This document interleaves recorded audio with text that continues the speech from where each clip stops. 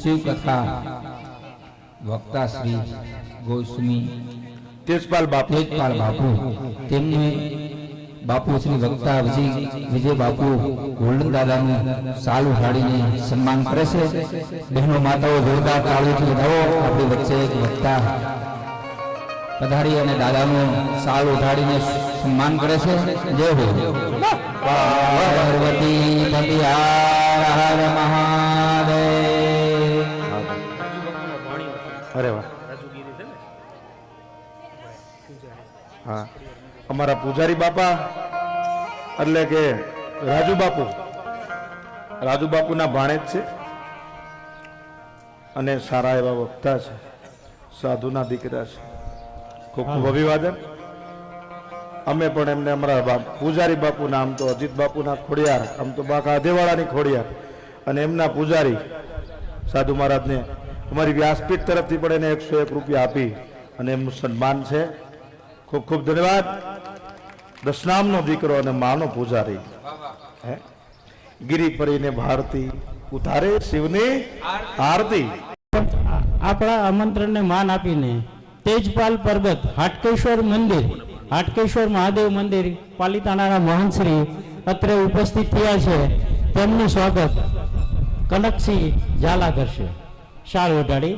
અને અમારા યજમાનશ્રી જે મુંબઈથી પધાર્યા છે વિજયભાઈ અનંતરાય ભટ્ટ, તે તેમને ભેટ પૂજા આપી તેમનું સ્વાગત કરશે।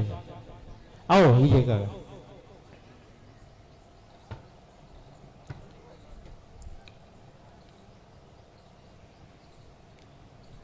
આવો કનકસિંહ શાલ ઓઢાડી સન્માન કરો। ઝાંઝરિયા મંદિરના ટ્રસ્ટીએ પણ 501 રૂપિયા આપણી વ્યાસપીઠને વધાવી। હા, ઝાંઝરિયા મંદિરના ટ્રસ્ટીશ્રીએ પણ આપણને આ શિવ મંદિરમાં 501 રૂપિયા આપી પ્રોત્સાહિત કરેલ છે। તેમનો પણ આપણે ખૂબ ખૂબ આભાર માનીએ છીએ, એમનું અભિવાદન કરીએ છીએ। માં શક્તિના વાંગમય સ્વરૂપ જે બિરાજમાન છે તેમને મારા પ્રણામ। વ્યાસાસને બિરાજમાન વ્યાસને મારા કોટી કોટી પ્રણામ। અને જેમ મોર પોતાની કળાએ ખીલે છે અને ખીલતા વધારે સુંદર લાગે છે, એમાં કથાને સંગીતનો સૂર પુરાવતા દરેક સાંજના મિત્રોને મારા પ્રણામ। તદુપરાંત રાતખડા ખોડિયાર મંદિર તેમજ સેવક સમુદાય મિત્ર મંડળ સૌ ભક્તજનોને મારા પ્રણામ। તેમજ નાગધણીબા ખોડિયાર મંદિર મહંત ગોસ્વામી રાજુગીરી હિંમતગીરી બાપુ વિજય મંદિરની સેવા પૂજા માતાજીની કરે છે મારા મામા, એમને પણ પ્રણામ। તેમજ લાખ લાખ શુભેચ્છા એને પણ મારે આપી છે અજીતસિંહ સાહેબ, કે આપ પણ આવા દિન પ્રતિદિન શુભ ધાર્મિક કાર્ય કરતા રહો અને સમાજને, ખાસ તો યુવા પેઢી બાળકોને જે ધર્મ પ્રત્યે જોડાઈ રહે એટલા માટે આપ પણ પોતે કાર્ય કરતા હોય। આપણે પણ કોટી કોટી શુભકામનાઓ અમે પાઠવીએ છીએ। અને શિવાલયના કાર્ય હેતુ, કારણ કે શિવના કાર્ય હેતુ શક્તિની ઉપાસના થઈ રહી છે, એ બહુ જ મહત્વની વાત છે। અને વિશેષ સમય વધારે નથી લેવો, સમયની બહુ જ પાબંદી છે, પણ દશનામનું બાળક હોવાથી આ જગતગુરુ શંકરાચાર્ય મહારાજની પરંપરા જેમ કહેવાય છે, એમણે ભગવાન શિવની માનસ પૂજાની રચના કરી છે। જોકે એમાં તો 5 પંક્તિઓ છે બાપુ, પણ હું એક જ પંક્તિ લઈશ, કારણ કે શિવ નિર્માલ્ય ભગવાન શિવની પૂજા તો આપણે જેમ કહીએ છીએ કે પુષ્પમ એક લોટા જળ કી દયારુ હિંચ કે બેઠે ચંદ્ર મોલી કૈલાસ, પણ એ પણ ન થઈ શકે તો શું કરવું જોઈએ?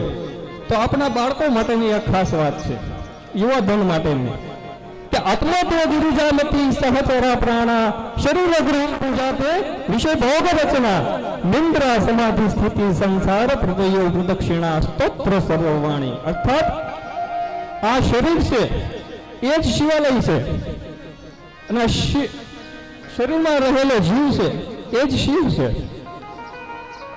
આપણે પ્રત્યેક અત્યંત મહાન પુરુષો સંતો કહે છે કે આપણે શુદ્ધ વાણી રાખવી, કારણ કે આપણે જે કંઈ બોલીએ છીએ એ ભગવાન શિવની શક્તિની ઉપાસના કહેવાય, એમના સ્તોત્ર, એમની વંદના કહેવાય। આપણી મતિ એ ગિરિજા છે.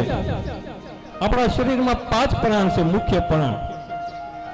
પ્રાણ, વ્યાન, અપાન, ઉદાન, સમાન. એ 5 પ્રાણ ભગવાન શિવના ગણ છે. અને વિશેષ કે જન્મથી લઈને મૃત્યુ પર્યંત સુધી જેટલું પણ આપણે ચાલીએ એ ભગવાન શિવાલયની પ્રદક્ષિણા છે.